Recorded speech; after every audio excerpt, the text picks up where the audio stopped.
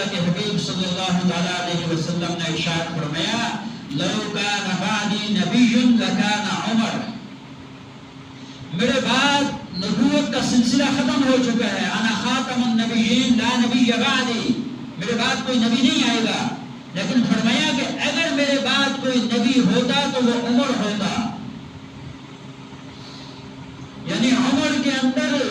وہ خصوصیات پائی جاتی ہیں کہ یہ نبی بننے کی صلاحیت رکھتے ہیں، نبی تو کوئی نہیں آنے والا، لیکن اگر نبی کا یہ سلسلہ چلتا تو عمر نبی ہوتا۔ اور اللہ کے حبیب صلی اللہ تعالیٰ علیہ وسلم نے آپ کو دنیا میں رہتے ہوئے جنت کی بشارت دی، آپ کا شمار عشرہ مبشرہ میں ہوتا ہے، ان 10 عظیم صحابہ میں ہوتا ہے کہ جن کو اللہ کے حبیب صلی اللہ تعالیٰ علیہ وسلم نے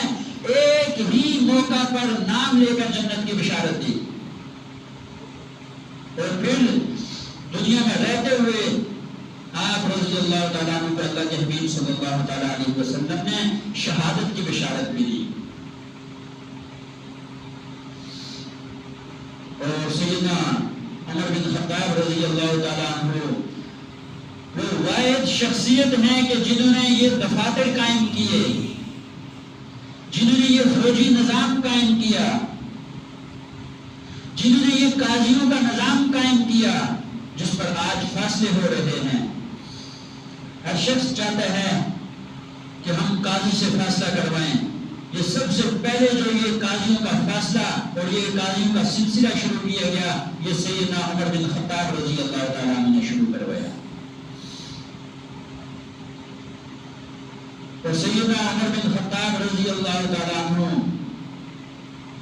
ان عظیم صحابہ میں ہیں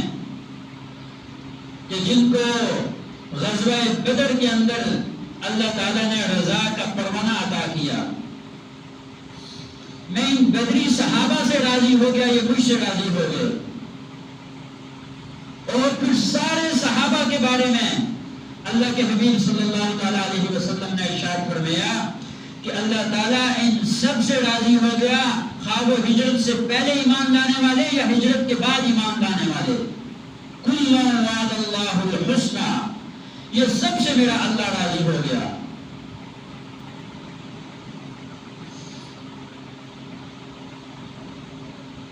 محرم الحرام کے اندر سب سے پہلے یکم محرم الحرام کو سیدنا عمر بن خطاب رضی اللہ تعالیٰ عنہ کی شہادت کا دن ہے۔ آپ کے فضائل، آپ کے مناقب بہت زیادہ ہیں احادیث کے اندر۔ ہمارا یہ کام بنتا ہے، ہمارا یہ حق بنتا ہے کہ ہم صحابہ کرام کی زندگیوں کو پڑھیں، سمجھیں اور اپنی زندگیوں کو صحابہ کرام کی زندگیوں کے مطابق ڈالنے کی کوشش کریں۔ یہاں پر ایک چھوٹی سی گزارش عرض کرتا ہوں، جو ہی محرم الحرام کا مہینہ شروع ہوتے ہیں تو ہر شخص کی زبان پر یہ الفاظ ہوتے ہیں کہ محرم کا مہینہ شروع ہو چکے ہیں، اب خوشی ختم ہو چکی ہے، شادی بیاہ ختم ہو چکے ہیں، اب شادی نہیں کی جائے گی۔ بھائی اس کی وجہ کیا ہے؟ وجہ یہ ہے کہ اس مہینے کے اندر اللہ کے حبیب صلی اللہ تعالیٰ علیہ وسلم کے نواسے سیدنا حسین بن علی رضی اللہ تعالیٰ عنہ اور آپ کے خاندان کی مظلومانہ شہادت ہے۔ تو میرے بھائیو یاد رکھنا، اگر ہم اس وجہ سے محرم کے اندر شادی بیاہ نہیں کرتے کہ اس مہینے کے اندر حسین ابن علی رضی اللہ تعالیٰ عنہ کی شہادت کا دن ہے اور یہ غم کا مہینہ ہے، تو میرے بھائیو یاد رکھنا اسلامی مہینوں میں سے کوئی مہینہ ایسا نہیں ہے کہ جس مہینے کے اندر کسی بڑی شخصیت کی شہادت کا سانیہ رونما ہوا ہو، کوئی بڑی شخصیات میں سے کوئی شخصیت وہ کسی اسلامی مہینے کے اندر شہید نہ ہوئی ہو، کوئی ایسا مہینہ ہمیں نہیں ملے گا۔ اگر شادی بیاہ کو ہم نے ختم کرنا ہے تو پھر ہم ربیع الاول کے اندر کیوں نہیں ختم کرتے کہ جن کے لیے کائنات بنائی گئی، یہ سارا نظام جن کے لیے بنایا گیا اور وہ اس ربیع الاول کے مہینے میں دنیا سے جا رہے ہیں۔ شادی بیاہ کو ترک کر دیتے ہیں. یاد رکھنا میرے بھائیوں، یہ شادی کرنا نبی کی سنت ہے، واضح حدیث ہے بخاری شریف کی. اللہ کے حبیب صلی اللہ تعالیٰ علیہ وسلم نے ارشاد فرمایا النکاح من سنتی، یہ نکاح میری سنت ہے.